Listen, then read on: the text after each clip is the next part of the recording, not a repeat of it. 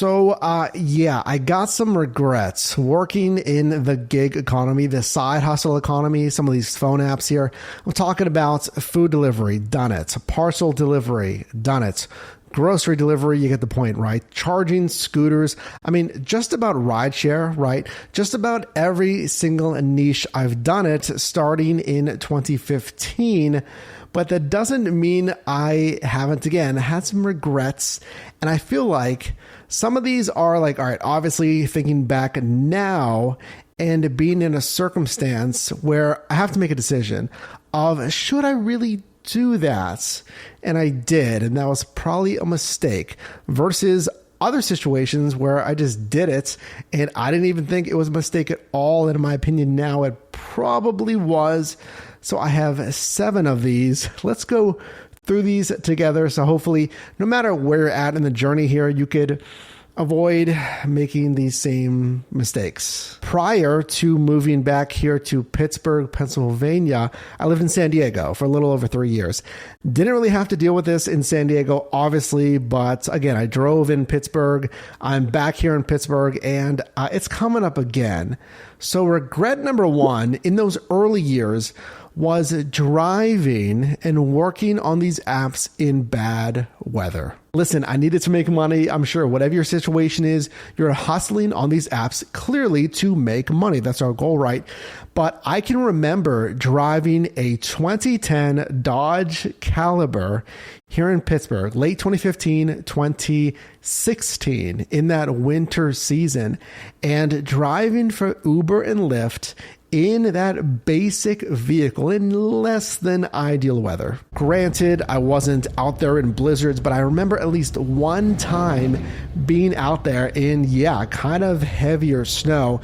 And even more recently, and this is kind of the adjustment that I made, was driving during a severe thunderstorm. Now, the adjustment was clearly to go offline and immediately head home. Now, again, I completely get the bonuses during that, the severe thunderstorms, the really severe snowstorms as well. If your vehicle isn't appropriately equipped, if you don't know how to drive in that kind of weather, again, I would advise, just for safety purposes, of not driving in severe weather. So regret number 2 comes from a story when I was back in San Diego. And again, remember, I'm super crunched for money. I want these deliveries. This was DoorDash. I want these deliveries to take as little time as possible. I need the money desperately here. So here's what happened. So I'm doing a pickup at a Chinese food restaurant, and I believe I went in and I picked something up here, and I went to my vehicle, but I forgot something, maybe a side, or I think the customer requested extra hot sauce, whatever it was. So I go back in the restaurant, wasn't paying attention, and I pushed the door in, forward, and it was actually a pull to enter the restaurant. And the entire restaurant of maybe 30 people dining and the staff heard the wonderful grinding metal sounds as I pushed their door in the wrong way. So I have basically the entire restaurant staring at me as I go up to the counter and request the extra hot sauce or whatever it was. And it is still to this day one of the most embarrassing things I have ever done. My regret in general, it was rushing. Do not rush. All it does is cause errors, and frankly, it's not going to earn you any more money. So regret number 3, remember, I've used most every niche in this gig economy, the side hustle economy.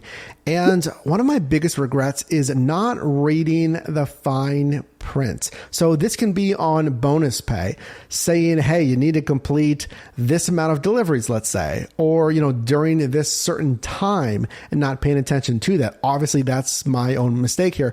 But even I'm thinking about more maybe misleading or just vague terms here. So I can specifically think of trying to play games on my phone and monetizing, making money from playing games on my phone. I mean, the app that I was using, I didn't realize that I could earn just credits either through referrals or bonuses, whatever it was. And it looked like dollars. It played like dollars, but when you actually went to redeem money, real money from playing games on your phone, in this example here, it couldn't be redeemed for real money. So I've also driven on Amazon Flex. So that's their parcel platform. You're delivering Amazon packages. Now with Amazon Flex, you might not know that not all of those runs qualify for tips. Generally, they're standard warehouse runs. They're like 3-hour shifts, maybe 3.5, 4 hours. That is literally just a flat pay. Now, that's not all bad. Generally, what I've seen is like $18 or so per hour versus their Prime Now shifts.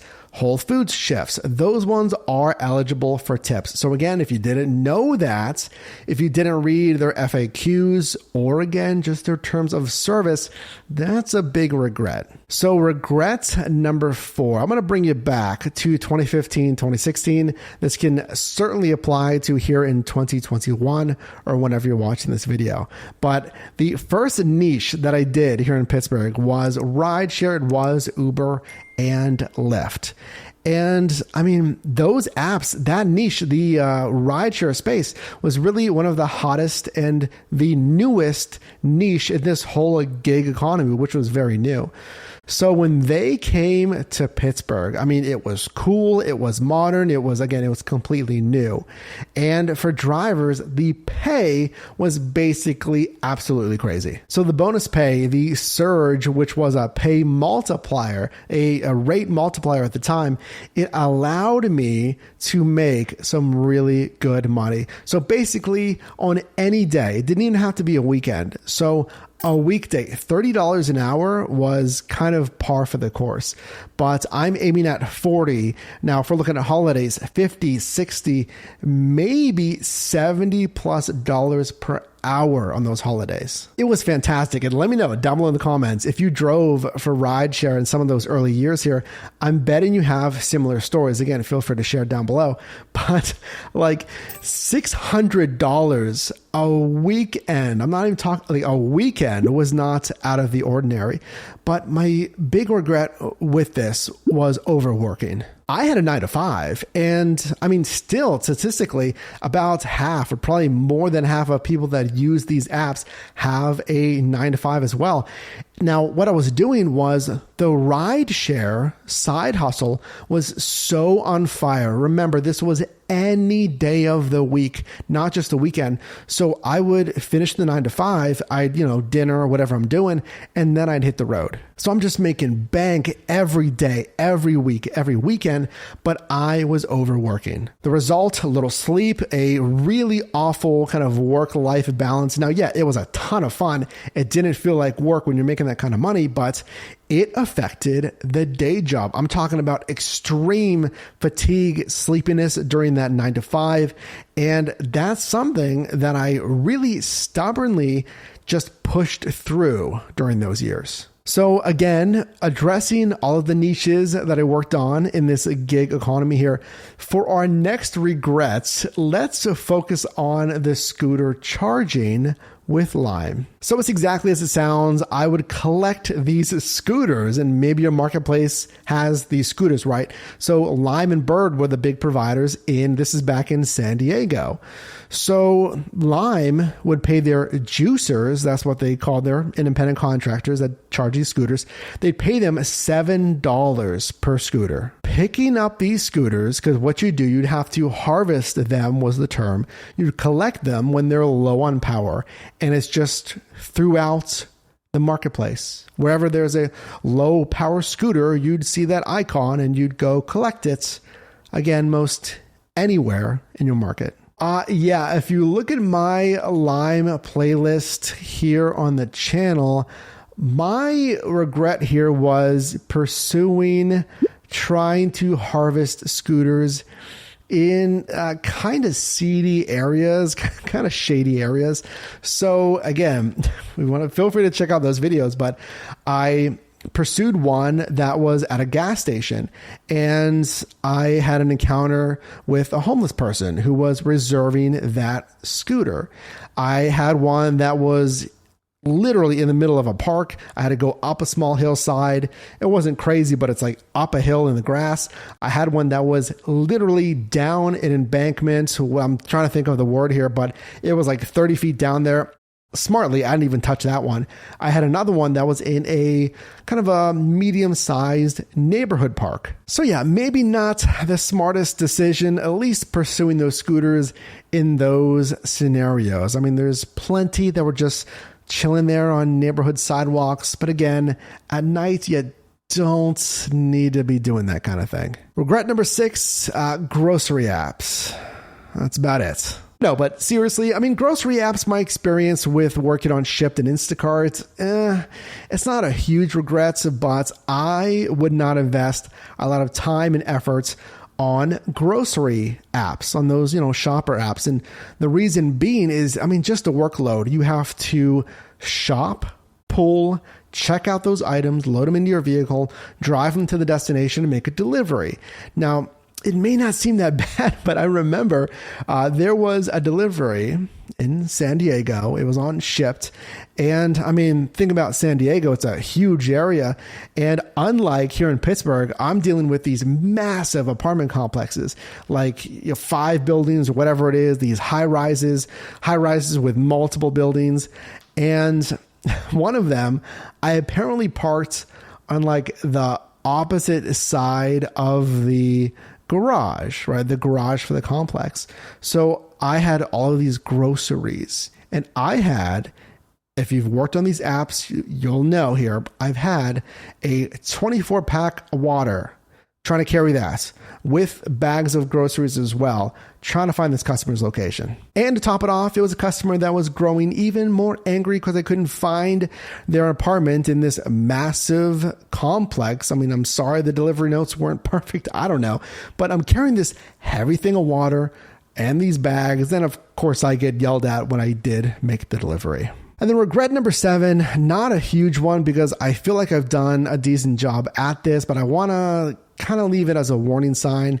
But it's just taxes. It's setting aside money for taxes. Now, here's the thing, is talk to your CPA, talk to your tax professional of the benefits or the mandates, depending on your state, if you need to pay quarterly taxes or you can just pay, during tax time. Now, I've always known about taxes. And if you don't know, all of these gig apps, they don't withhold taxes. You got to set aside money for either, again, quarterly taxes or paying this during tax time. So that can be a massive regret if you don't set aside that money, because you will literally have huge sticker shock with tax liabilities come the tax season.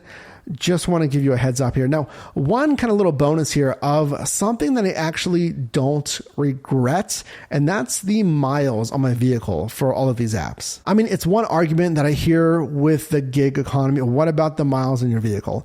So I used that 2010 Dodge Caliber. Currently, I'm using a 2015 Volkswagen Passat. So I would do things like making sure you're getting a good dollars to mile ratio. How much am I getting paid for the miles driven? So you're making a whole lot more money than the expenses of actually, operating that vehicle. Now, obviously there's things like depreciation, and that is why I'm not necessarily using a brand new vehicle. And I remember in those years of 2016, 2017, when individuals would invest in a brand new vehicle. Specifically at the time, it was for rideshare platforms. That's a very risky move, as I think a lot of those drivers saw with changing and lowering rates there. So I do not regret those miles on the vehicle. I mean, I'm using that vehicle as a tool. I'm getting strong margins on my earnings, so I'm happy with that. So if you did get value in this video, definitely drop me a like. And you can also click or tap screen here for my newest video, as well as a video recommended for you. And I'll see you in the next one.